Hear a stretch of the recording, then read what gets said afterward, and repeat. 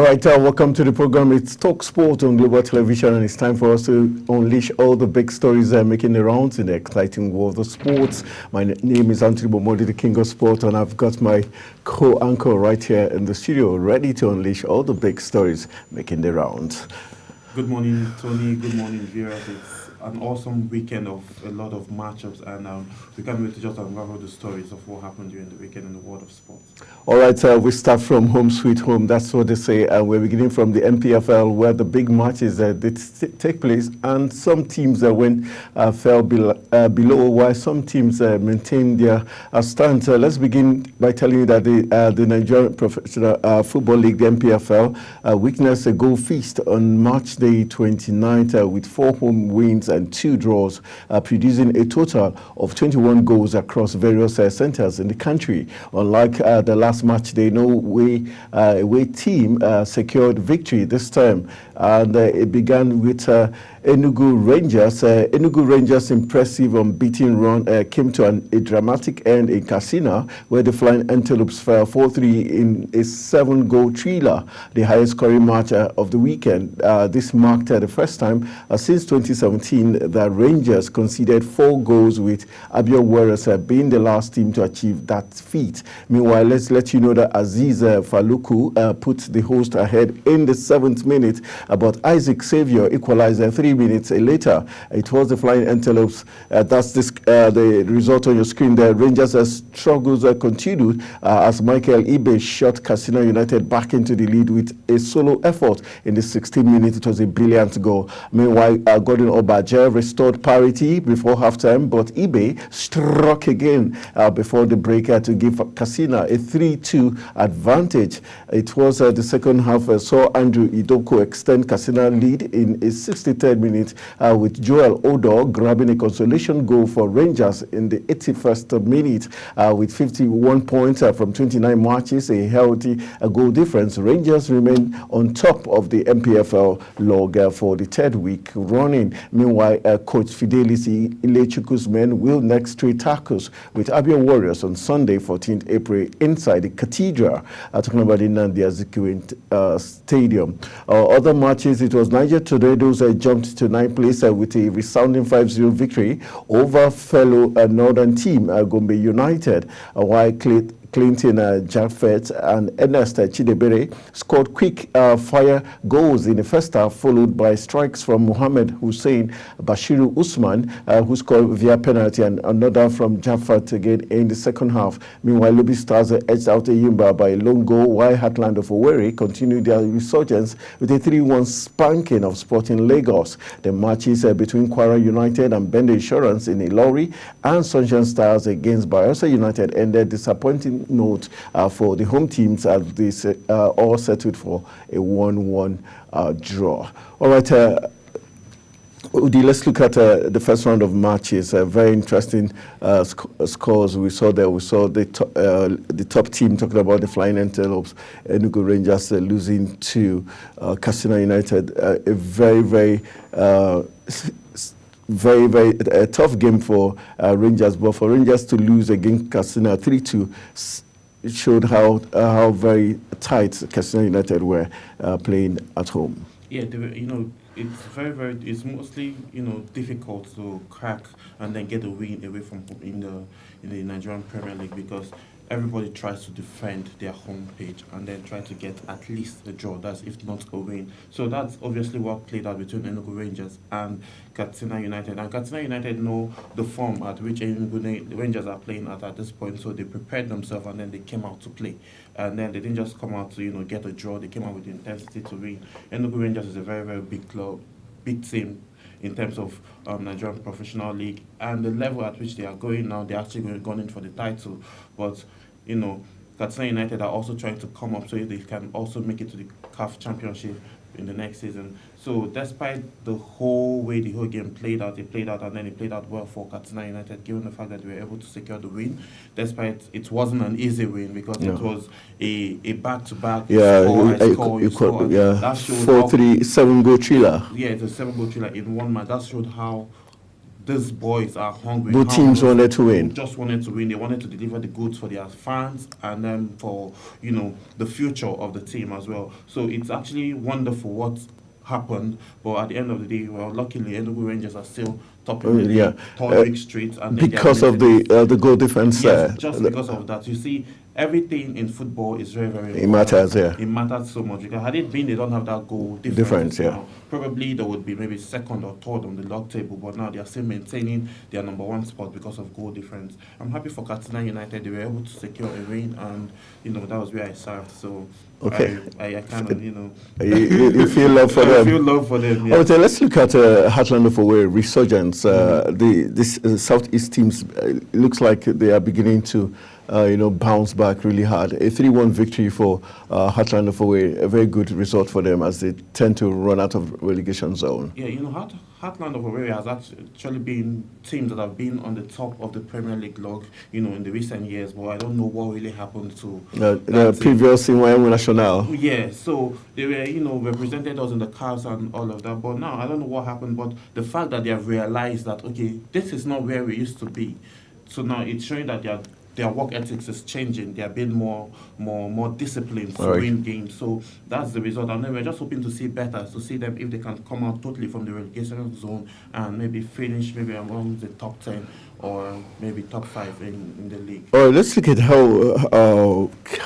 slippery the next encounter for Enugu Rangers. So yes, they've got that good buffer in terms of number of goals scored, but now they'll be facing Abia Warriors, a very, very stubborn side in their next game.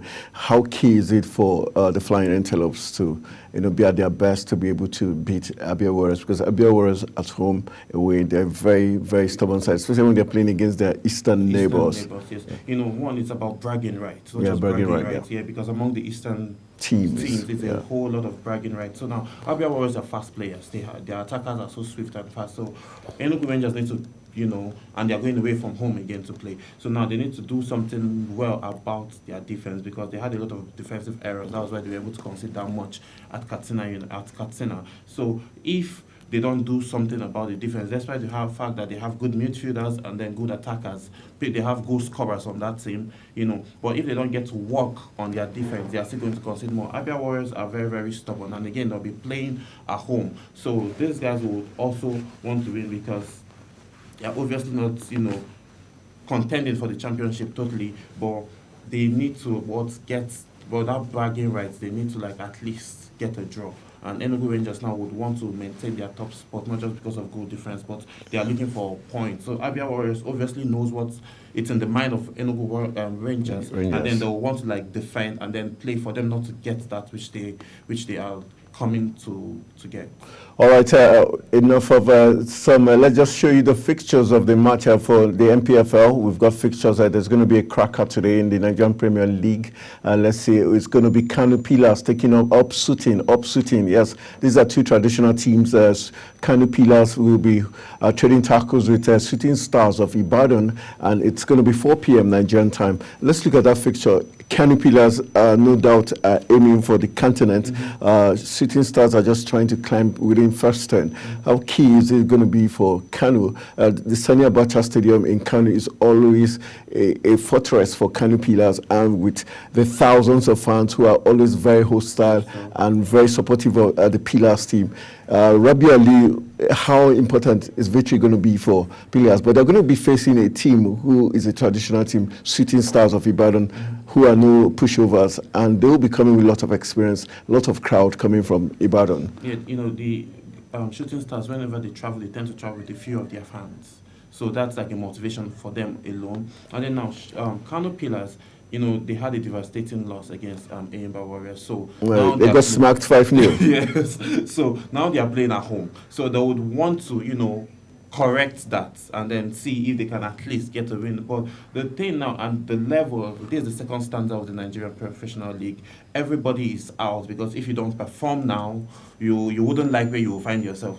It's not for me to even say. You wouldn't like where you will find yourself on the log table. You might not even maybe qualify for the next season or talk about qualifying for CAF. So Kano Pillars now are gone in for the CAFs, and then Shooting Stars of Ibadan are trying to come up. So now, basically, Kano Pillars are more hungry. They just came out from a defeat that is, that nobody saw coming. Yes, we know you're going to play Eyimba. Eyimba, they are good and all, but nobody expected to see a 5-0 defeat, from them. So Kano Pillars now, Sani Abacha Stadium, it's like a home for these guys. On that pitch, they won championship. They were able to, defend their title on that same pitch. And then they are definitely going to want to maintain the run that they always have on that pitch and then try to get a win as well. All right, so we'll be looking at today. Make sure you go out there at the Sani Abacha Stadium. Go watch Kano Pillars take on Shooting Stars of Ibadan will be in action. All right, let's give you more big stories that are making the rounds as we take you to the CAF Confederations Cup, where it was sad news for the Nigerian side. Talking about Rivers United, who got dumped out in the quarterfinal stage. It was a Malian striker in the person of Abdullah Kanu emerged as the hero of the Algerian side, and netting both goals as a Nigerian club side Rivers United dream of reaching the CAF Confederations Cup. Semi-final was shattered after a 2-0 defeat to USM Oja in the second leg of their quarterfinals clash on Sunday night. Very sad story.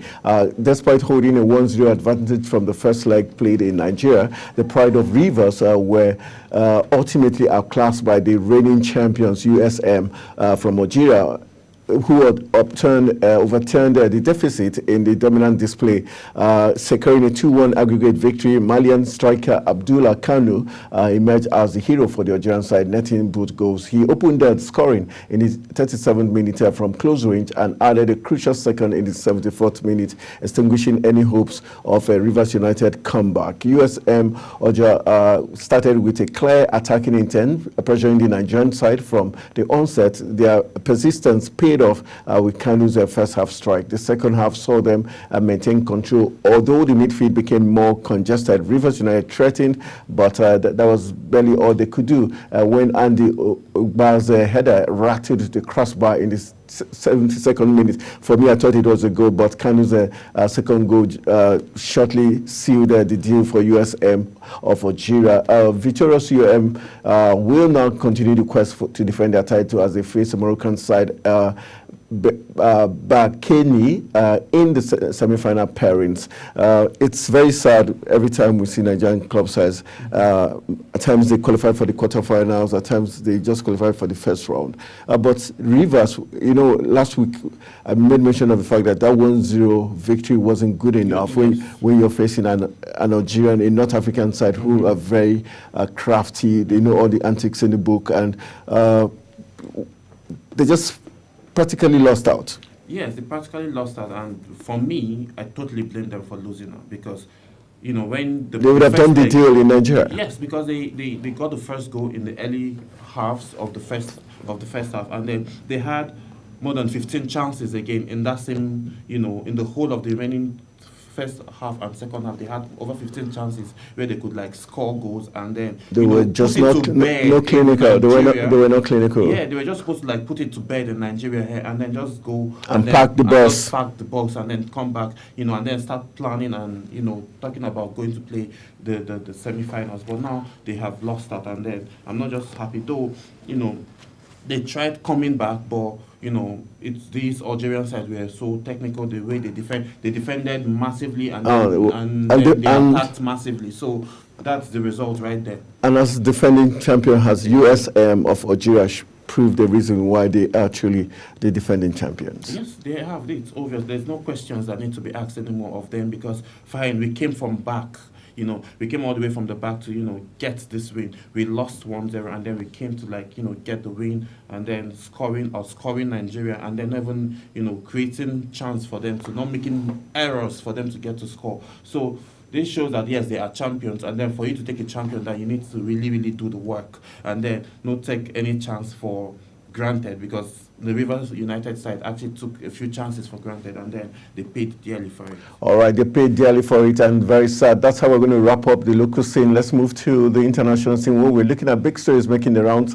It was no doubt a very interesting weekend in the English Premier League, where one of the world's greatest rivals clashed. Talking about the Red Devils, from Old Trafford and the Reds from Anfield. It was a very tasty encounter. It was Liverpool, Manchester United taking on Liverpool, and one man, Bruno Fernandes, was in action. Let's just let you know that Bruno Fernandes netted from 50 yards out to equalize for Manchester United in their clash with Liverpool. After Alejandro Garnacho, early strike was ruled out for offside. United found themselves on the back foot for much of the first half at Old Trafford, when Luis Diaz fired the visitors into the lead from a corner in the 23rd minute with the Colombian unmarked at the back post. After a flick on from Darwin Núñez, Erik ten Hag's side struggled to produce any real chances throughout the opening 45 minutes and entered the break without having recorded a single shot.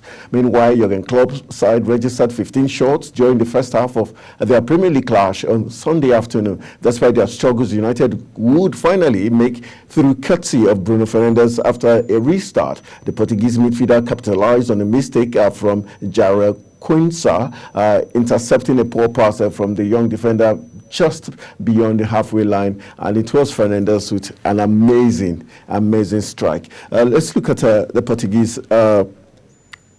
Fernandes, most times he's been criticized for being too passionate, but we saw him at his best yesterday. Yes. That strike, 50-yard strike, is no mean feat.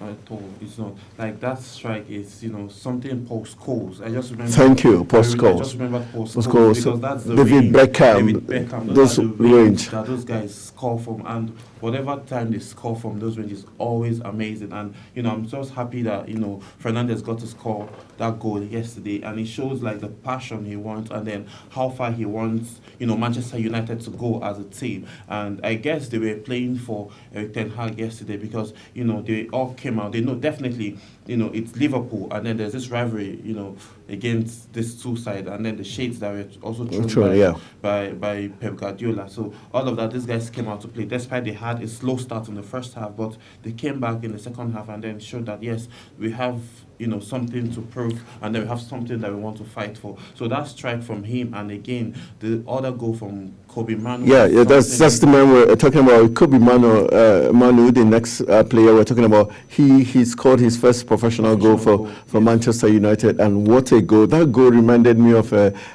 Makeda, who scored a very brilliant goal. You could see the strike. You notice something about each time there's a fantastic strike. Last week we saw McAllister scored the same kind of strike, and the body, the movement of the body of the player, and you have to use your eyes to tell the ball, go in there. It's talking to the ball, and the ball is moving. You can see everybody watching the ball, yet you can't stop the ball, because the God of soccer will be angry with you when you stop such a beautiful goal. So Mainoo is making a statement. He's here to stay. Yeah, he's actually here to stay. Like, he has his jersey already. I'm just waiting for his number to be changed.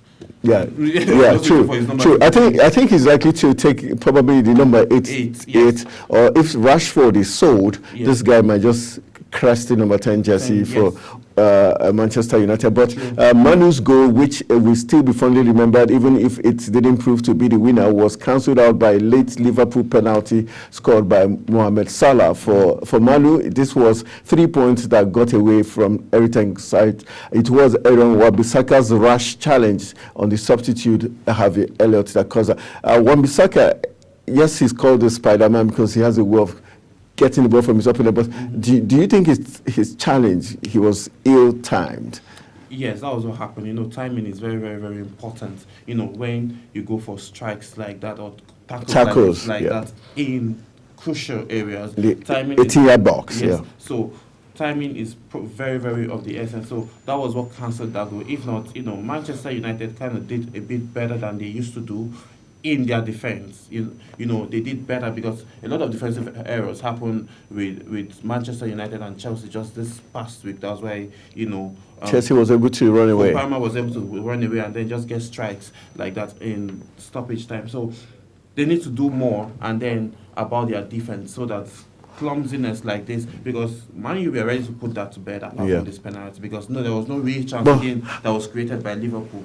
What are we going to say about the Pharaoh from Africa? He consistently the saving grace for the Anfield side. Yes, he's up there, and then you can't take that away. He's a legend for Liverpool now. Yes, he's a legend for Liverpool now. I think maybe sometime in the future they might have a statue for him, or something.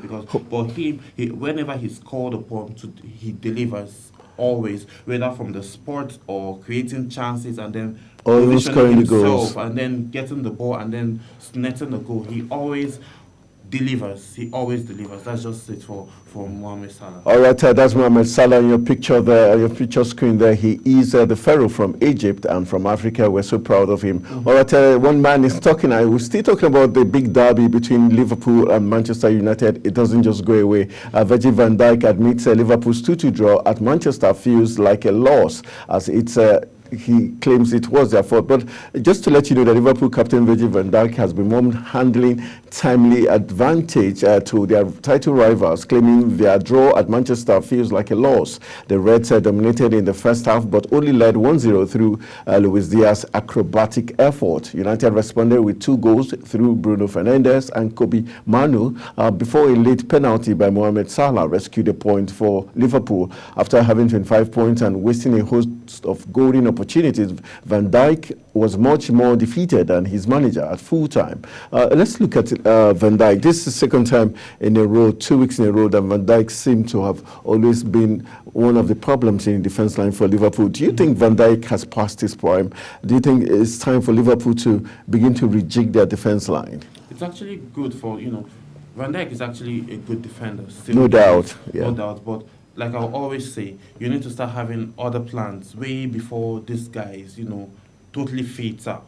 They need to start having more plans. The error from the young defender led the first goal. The new young defender, yes. So now, I would say probably, and starting again against a very big club like Manchester United, who are actually hungry right now to, prove themselves that, yes, and we are supposed to be here, and not just being here, we're supposed to be on the top of the table. So they need to start scouting. I know they have a lot of persons. They need to start putting them in matches so that they start gaining experience and learn from Van Dijk. Rather than big games like this. Rather than just putting them and then, just throwing them in when they're not even supposed to be in that situation and then, handle situations like that. So Van Dijk at this point now is, I don't think he's totally out. I don't think his prime is it's down already, but I think he still has more work. I think he's distracted somehow, but he just needs to get focused again and continue playing. I feel he's feeling the pressure and the fact that Jurgen Klopp is going to be leaving soon. So now they don't even know who will be representing him. They don't know how much work that they need to do again to still maintain that level of performance that they give fans day in and day out. So I feel he's just under a lot of pressure at this point. All right, let's talk about the goalkeeper in between the sticks for Manchester United. His name, Andre Onana. He's from Cameroon. The big story says that supporters were left baffled after Manchester United goalkeeper Andre Onana was seen putting Vaseline on his goalkeeper gloves during his side's 2-2 draw at home to Liverpool. It isn't the first time that Onana has put Vaseline on his gloves, as he was also seen doing so during a game against West Ham in December, as explained by Glove Glue on X. Vaseline is sometimes used by goalkeepers in wet conditions, which makes the glove palms extremely grippy. Using Vaseline immediately improves the holding power of gloves, as stated by keeper Bam. However, doing so can ruin the glove latex, which means that the gloves will not last for as long as usual. Liverpool took lead on Sunday through Lewis.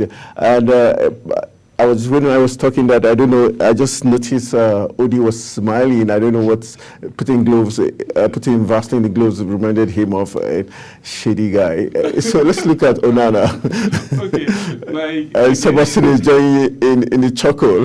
What am I missing out, guys? It's like Vaseline on gloves. You know what? It's funny, but the thing here is, though, before I started playing basketball fully, I was a goalkeeper, so you have to always put, you usually put spades to help, and then, but now Vaseline is on another level. And right, but from the end of the stuttering. day, it's it helps. It helps, get enough grip on the ball, and then when it catches the ball, you palms directly. So, well, at the end of the day, like it's settled there that it's actually going to end the durability. It's not going to last longer. But him doing it, why I'm also laughing is like you doing it in the presence of the whole world. it's kind of funny. And the fans also have an opinion to say. So that alone can give a lot of persons different ideas. Just like it's giving you a different idea. But what Onana was doing was just putting. Okay, so now we know Onana, Odi, and Sebastian got different ideas, putting Vaseline on gloves. Even the fans in the stadium are different. Oh boy! All right, but they've told us the goalkeeper has told us that when you put Vaseline on gloves, especially in wet conditions. That's when the rain is falling. Okay, better. It helps the goalkeeper catch the ball properly. But was rain falling then? Okay, but we try and go to Old Trafford yesterday. Confirm. All right, Adoma Odi trying to play fast on Onana's putting Vaseline on gloves. Yeah. And Sebastian, okay, now you guys know better. All right, let's move on to next talking point. We're talking football, and Jurgen Klopp is in the news this morning. Let's let you know that Jurgen Klopp took a swipe at Manchester United. I'll be surprised if he didn't, after claiming that title rivals Arsenal can look forward to an Old Trafford walkover if Ten Hag's side play as badly as they did against Liverpool. What do you think Jurgen Klopp is saying here? Last week, walkover.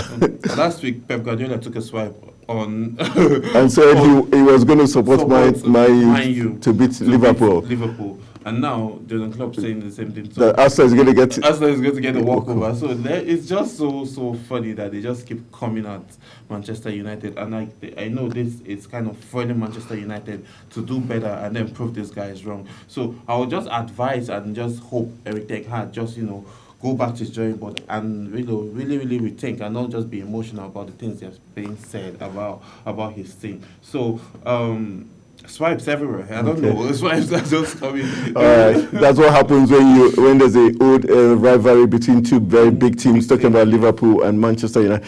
We have Gary Neville, who is still in the news. Gary Neville is a Manchester United legend. He has something to say, but I also have something to say about this. But Gary Neville said was unconvinced by the decision to award Liverpool a late penalty in their 2-2 draw away to Manchester United, with United leading 2-1. Referee Anthony Taylor pointed to the penalty spot following a challenge by Aaron Wan-Bissaka on Liverpool substitute Harvey Elliott. Mohamed Salah stepped up to score the penalty. Do you think that was a penalty? The picture story tells me it's a penalty. That's Gary Neville there saying. But look at this.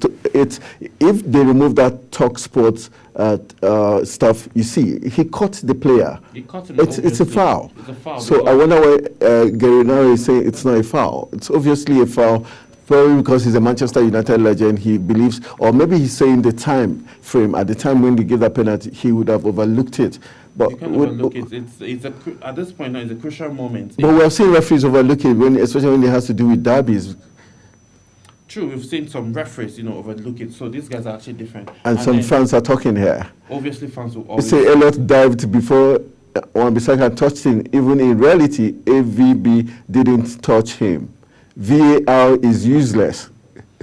But at this point now, because of how crucial the match is and the timing, this was what the referee was supposed to do. But was he would have gone to see the VAR? Yeah. The other assistant referees were supposed to call him up forth and then, watch this again. It was being said that had it been during the Chelsea game against Manchester United, had it been the referee was called upon to watch the VAR, that Chelsea wouldn't have gotten the penalty that they got. So I think the same thing played out. At this time now, the referee was supposed to, be called upon to go and watch and then receive, because at this point in the competition now, all these kind of calls are not something you should just they can decide who wins the title. Who wins the title and who, loses out. So this is something that's, need to be looked into, and then in crucial times like this, they need to go and then check. But Gary Neville, again, we know nobody will take you for that serious because we all know that yes, you're a Manchester United legend. But probably no, but probably he's right because if we had seen the replay or the VAR. All right, Ten Hag is talking this morning. Ten Hag is blasting his team for making a lot of mistakes that have cost them valuable points at this period, especially as they aim to qualify for the Champions League. He says his defenders, his players have been making very valuable mistakes that has cost them matches. Is Ten Hag right or right? Very right. Like you said, is he right or right? He's very, very right. Like my friend will say true or yes. He's actually right because like I made mention of the Manchester United against Chelsea. If he's right, he selected the players. So it's his fault because you brought the players that made those wrong decisions. I'm actually getting to that point because one, you created, that's your first 11. You handpicked whoever that is playing, and that's your automatic job. So you put these guys there. At the moment when they are not doing the right thing that they are supposed to do, it's either you take them out or you caution them from the sidelines to do the best thing. That's why Pep Guardiola, who doesn't care whoever you are, if you're not getting your job done, he calls you, scolds you, and you go sit on the bench. So that's the kind of attitude I was expecting from him, given the fact that he's begging for his job. So he needs to caution these players not to come out when you must have lost or probably managed to get a draw. You come and be saying your players are doing the wrong thing. That's why this happened. No, correct it immediately. So if you are not doing the right thing, you caution first, second. If there's no changes coming in, the person should sit on the bench and let someone else start. At that point, the person, whoever it is, the player will rethink and okay, my place is about to be taken away from me because of all these minor errors that I'm making. I have to correct it. So the moment that correction is being made, one, Manchester will be on fire like they used to be, but I'm actually happy they're not on fire. All right, that's like in Nigeria we say bad belly. All right, that's a Chelsea fan talking there. But let's continue all the big stories. Yes, fans are hailing Kobbie Mainoo for his amazing strike against Liverpool, comparing it to a big other scoreline, but just to let you know that Manchester United fans were full of praise for Kobbie Mainoo after his excellent strike against Liverpool. Liverpool had taken the lead in Old Trafford through Luis Diaz, but Bruno Fernandes equalized before Mainoo's superb effort put United in front. Although Liverpool later leveled from Mohamed Salah in a 2-2 draw, Mainoo's goal with the 18-year-old enjoying a superb breakthrough season. Comparisons were made between Federico Makida's memorable goal for United against Aston Villa 15 years ago this week, when the 17-year-old scored what proved to be a crucial goal in the title race. Mainoo's goal was very similar in style to Makida's, and the midfielder finding the net for the third time. All right, so a lot has been said about that strike. I want to say kudos. We hope he'll keep scoring those kind of goals. That's Kobbie Mainoo, you beauty. What a goal, Mainoo. That's incredible. All right, let's move on to Pochettino. He's in the news, talking about Chelsea manager. He's in the news this morning. Chelsea manager Mauricio Pochettino assumed his Chelsea side were not mature enough after seeing his side twice surrender the lead to draw 2-2 against bottom side Sheffield United. Thiago Silva and Noni Madueke scored either side of the break to put Chelsea 2-1 up with Jadon Bogle scoring for the Blades just after the hour mark. Do you think Pochettino is correct when he says his team is not mature enough to win and compete for games? Should he also, I'll put it down to him, he selected the immature team. Mm-hmm. The thing is, Chelsea have always had this problem. Like, it's not from today. It's not today it started. Chelsea don't know how to maintain a lead. They can be like 3-0 up and then they blow it up and then end up maybe playing a draw. This has been Chelsea's problem, so now that is his team. So does he mean there's a problem with the back line? Can we say Thiago Silva is no longer the man he used to be? So probably Chelsea should begin to look for another defense line. But they brought in Disasi, who we thought was a strong man from the French league. Or do you think they were too in a haste to have sold Koulibaly? I think they were in a haste to sell Koulibaly, but again, Silva is actually, very, very experienced. You can't take that away from him. And then he's actually helping, but he needs somebody, like he said, the team is a younger person. He needs a younger person that is also driven and also has that experience and wants that is very tactical and, making crucial stops, and then,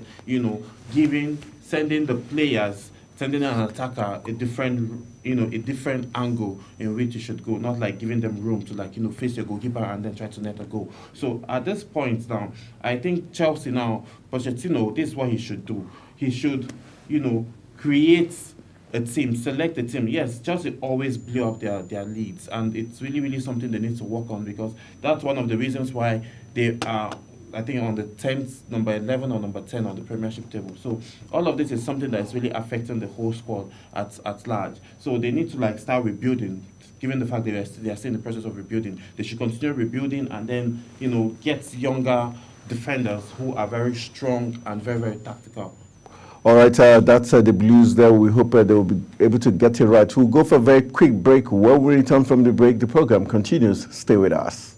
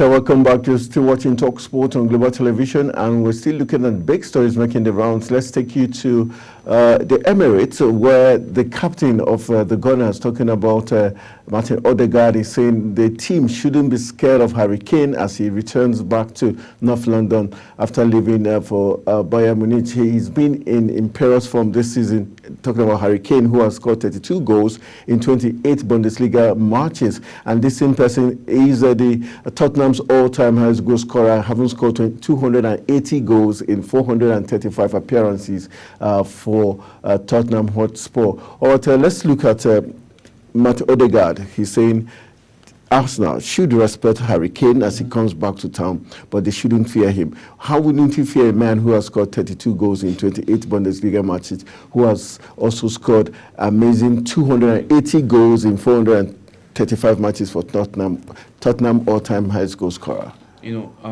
I guess the point here is saying, okay, respect this guy for his accomplishments, the accomplishments he has had, but don't let those accomplishments, drain you or make you fear him in that sense. So if they get to fear him, if defenders get to fear him, it's a problem.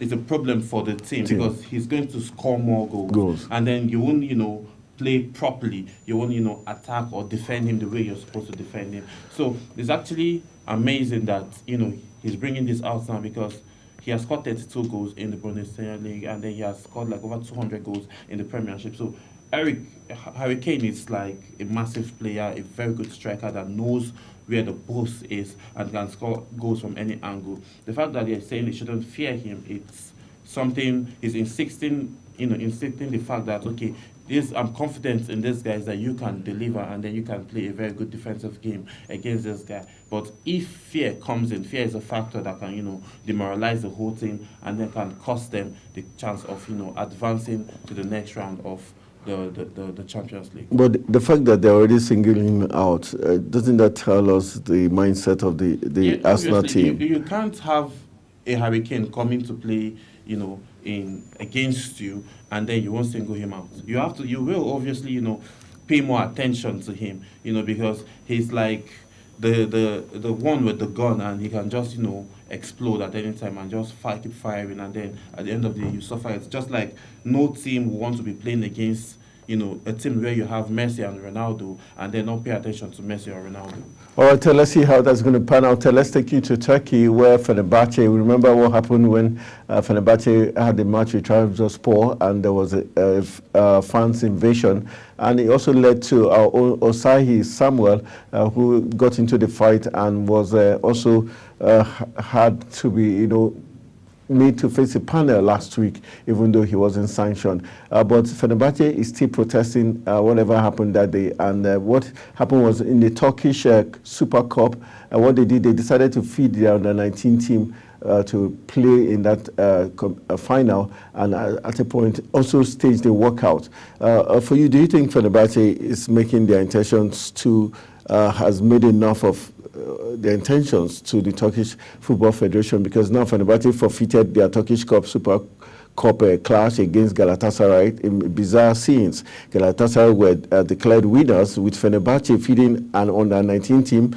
and walking off the pitch just 2 minutes into the game. Mauro Icardi has given Galatasaray the lead in the first minute, given that they are playing Olympiacos away on Thursday in the quarterfinals of the Europa League Conference League. Fenerbahce had asked for Turkish Cup final to be postponed, but their request was rejected by the Turkish Football Federation. Fenerbahce threatened to withdraw from the Turkish league as a result of the treatment from referees, but club members voted against their withdrawal. Following Fenerbahce's win against Trabzonspor last month, shocking scenes unfolded, with their players attacked by opposition supporters who had run onto the pitch. Fenerbahce, they're actually, the number one thing is that it's good that, Osayi Samuel wasn't sanctioned. That's a good thing, because I was happy that justice was served at that point. And then this protest now is going to lead to the fact of them losing us. If they threaten to, withdraw out, what league would they be playing in? What league would they be playing in? All of this needs to be put into consideration. They need to find a way to settle it amicably, because now the club itself is not facing any sanction, but the club of those that, those fans that caused the invasion and then fighting players are the one actually suffering it. So they should just take it as, as justice being served, and then keep playing for the greater good of the sport and then their fans, and, and just keep going, because they're actually going for the title. So they should just keep going, and then that should fuel them, so that whatever team that they meet is just going to be them trashing them and then keep advancing. That's what I feel, the management and the coach should do, not, protesting over and over. It's been almost a month now, so I think they should put it to bed, given the fact that nobody from Fenerbahce is being sanctioned or being, asked to pay any fine or something. All right, let's take you to Germany, where the big talk is about Bayern Leverkusen. Finally, Bayer Leverkusen edged closer to winning their first ever Bundesliga title after they beat Union Berlin, while Bayern Munich surrendered a 2-goal lead to lose 3-2 away to Heidenheim. Bayern Munich had established a 2-goal lead before halftime, courtesy of goals from Harry Kane and Serge Gnabry. However, Heidenheim managed to turn the game around with Kevin Caesar getting a goal back before a team scored a brace. Bayern Munich have won the Bundesliga title for the last 11 years in a row, but it is looking increasingly likely that their dominance will come to an end. Xabi Alonso's Leverkusen, meanwhile, won 1-0 away to Union Berlin, courtesy of a penalty, Florian Wirtz, just before the halftime. This is obvious that Bayern has they've lost this title. 11 years in a row, they've won it back to back to back. Do you think this is justice served? Like they've not had, any strong contenders. They've had all strong. They had Borussia Dortmund and co, but probably there's something that they kept doing that others were not doing. So now, this is something, Xabi Alonso brought something totally different to the table. You know, something they've not seen, something they were not expecting. And then it played out well for Xabi Alonso. And now Xabi Alonso is being considered as one of the best coaches. Now there's 16 points. Yes, 16 points. From 13. So from 13 now it's now 16. So it just keeps, you know, increasing whenever Bayern Leverkusen just plays a game. So it's 11 years. I will just say, okay, you've it's done fair it. enough. It's fair. Come it's on. fair enough. They shouldn't even take it as a loss. Just imagine someone taking a break. Taking a break and just like, okay, fine. Young boys, have fun, enjoy, just enjoy. So all right. Just you know, take it. It's come on. Just like Real Madrid that has like 10 Champions League titles now. 13. So 13 even 13. So it's just. All right. So, but we're still talking about this. Bayern. We've got Bayern director still speaking. Bayern Munich sporting director Max Eberl has raged that he doesn't care about their search for a new manager after their latest Bundesliga defeat. The German giants are now 16 points off runaway leaders Bayern Leverkusen in what is realistically no longer a title fight after they blew a 2-0 lead and lost 3-2. They have already decided to part with current manager Thomas Tuchel at the end of the season, and their shocking defeat was their second in a row after their previous loss 2-0 defeated to Borussia Dortmund. It was the worst possible preparation for the first leg of their Champions League tie with Arsenal at the Emirates on Tuesday. Olateva says he didn't care about the search for a manager, but was more concerned about his side facing Arsenal.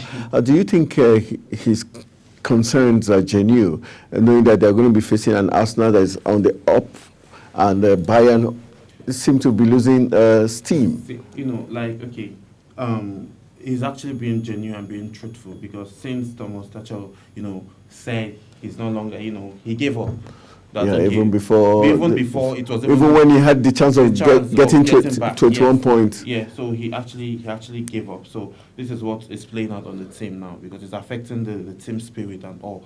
Obviously, he's been honest, because Arsenal now, they're in the right sense of mind. You know, they are organized, they're hungry, they keep winning their games. And Champions League now, this is the intensity that we see that Arsenal using playing in the Premier League is totally going to be different from what they'll bring to the Champions League table. So now, obviously, the man is being honest, because with the way, if you watch Arsenal, the way Arsenal play now, there is no team that would want to face Arsenal at this point with the way they are going. There is no team that would want to face them, not even the Manchester City. You know, look at when they faced them, it was very, very hard. They kind of locked Haaland up, locked everybody up. They couldn't even play. And then at some point, some Manchester City players were being compared to League Two players. So this is what the man is actually being scared of. Okay, fine, we are not winning this, but he wants to see if Bayern is going to, you know, advance further in Champions League. But with the fact that they are facing Arsenal, obviously he should be scared. All right, he should be scared. Let's take you to Scotland, where we're talking Celtic. Celtic, this is one of the biggest rivalry in world football also. It's Celtic. Every time you hear Celtic, the next you think is Rangers. And Celtic stunned the crowd at the Ibrox when they took the lead after only 21 seconds, thanks to Desiree McMeda's freak goal against Rangers. The old firm rivals came into the clash separated by just a point, with Brian Rogers' side leading the way at the top. Celtic have prevailed in both matchups this season and came into the tie in good form, having recovered from a blip by their standard at the start of the year. McMeda's charged down an attempted clearance from James Tavernier and saw the ball cannon past helpless Jack Buckland in goal. Though speedy, the Japan international strike was not fast enough to go down as the quickest goal in the old firm history. The honor is held by Mail Sports' Chris Sutton, the former Celtic striker, struck after only 19 seconds of his size 3-2 defeat to their arch rivals in December 2022. With Celtic not been at their scintillating best of recent seasons, it has given a chance to Philip Clement's side, who have won 11 of their last 12 Scottish Premiership matches. The Ibrox outfit have now won just one of their last 12 championship, several coming as they made their way back to the lower leagues. A very important game for Celtic, very key victory for them. Very, very key victory. You know, the The rivalry between both teams, Celtic and Rangers, has been forever, you know. So whenever these two guys are playing, it's just like, you know, there's something they always say here in Nigeria, that when two elephants fight, the ground suffers. Yeah. So that's just what it is with these two sides. This rivalry has been something on and on, head to head. They either get a draw or one person win with just a goal difference.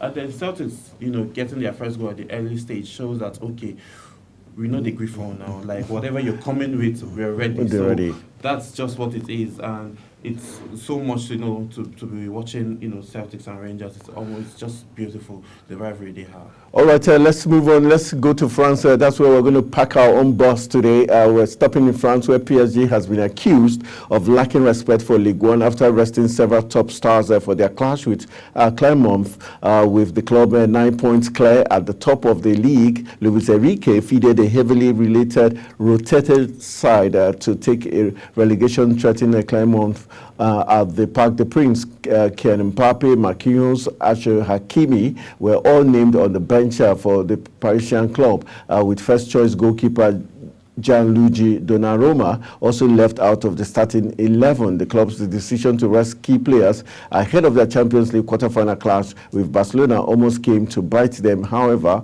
Habib Keita netted his first goal of the season to give the struggling visitors the lead in the first half before Mbappe came off the bench to assist Gonçalo Ramos, who bailed his side out with an equalizer in the closing stages. Despite coming away with a point, Clermont remained 7 points adrift of safety in Ligue 1 in a relegation battle. Le Havre also find themselves embroiled in. Are they being fair to the league? To PSG, when they say PSG is disrespecting Ligue 1? They've got a massive Champions League game against Barcelona coming up. They should want to rest their star players. Yeah, they should want to rest them, but not like rest almost all of them. But they're playing a team that's going to almost relegated, and so they don't need so much firepower, and they're probably being cautious of injury. Yeah, I know. I actually know that those are the challenges that, you know, that's what the angle the coach is looking at. You know, wanting his players to be very fresh, and then for Champions League, because Barcelona, PSG is actually going to be a very tough match. So, you know, they should have rested a few, but they made it so obvious that, yes, these guys are nothing to write home about. It's just going to be a walk in the park, but we just want to just rest. And it almost hurt them. And it almost hurt them. So, because it was hurting them, and then you're like, okay. They had to bring Mbappe. To bring up Mbappe to just, you know, come and deliver us from this mess. Because, you know, PSG losing to those guys, it's actually... Clermont. Is actually going to be, you know, there's going to be a news, it's going to be talk of the town. So they didn't just want that to happen. That's why they had to just put up Mbappe, who, as always, you know, delivers whenever he's being called upon. All right, just to wrap it up, just to let you know this for your news, just for you to know that Thiago Motta has reportedly emerged as a potential replacement for Erik ten Hag at Manchester United after his excellent work with Bologna. The former Barcelona and Inter Milan and Paris Saint-Germain midfielder, who is 41, has unfancied Bologna on course for the Champions League football, with the team currently fourth in the Serie A. That's my takeover at Old Trafford. Ten Hag's future at Old Trafford is in jeopardy as they struggle to make next season's Champions League by making the top 5 in the Premier League. All right, that's the story that we're going to wrap it up on today's edition of the program Talk Sport. I want to say thank you to my co-anchor Odi for amazing analysis of all the big stories we looked at today, and also the MPFL. For you, which of the games, what's your prediction for today's game? Kano Pillars will be taking Shooting Stars of Ibadan. I see that game ending in a 2-1 lead against you know, Kano Pillars getting the win, because they would definitely want to, you know, win that match because of the fact that they just came out from a devastating loss of 5-0. All right, so that's how we call it a wrap on today's edition of the program Talk Sports. Join us again tomorrow for another exciting edition of Talk Sports. Good morning.